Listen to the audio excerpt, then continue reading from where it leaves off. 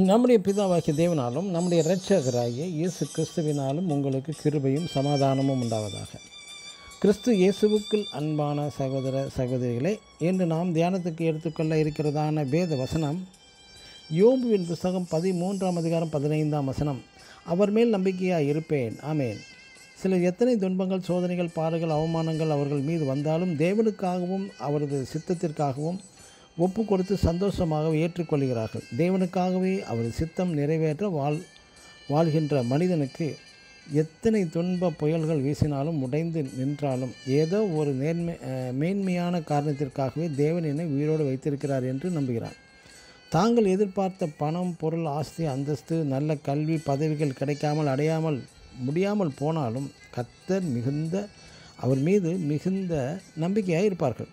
இது போன்ற நற்காரியங்கள் அடைய முடியாமல் போனாலும் தேவன் நோக்கம், தேவ சித்தம் என்னில் நிறைவேற வேண்டும் என்று தன்னையே ஒப்பு கொடுத்து ஜீவிப்பவர்களும் இவ்வுலகில் உண்டு.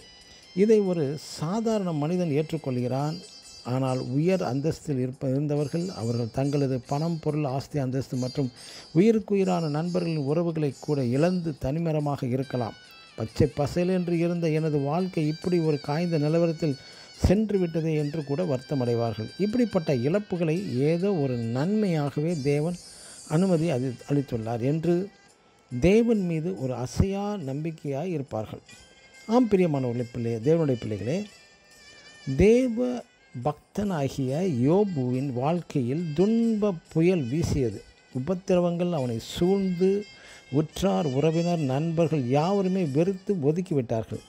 இதன் மத்தியில் யோபுவின் மனைவி யோபுவை பார்த்து நீ மரித்து போவதே நல்லது என்று சொல்லும் நிலைமைக்கு தள்ளப்பட்டு போய்விட்டான். யோபு 2ஆம் அதிகாரம் 9ஆம் வசனத்தில்.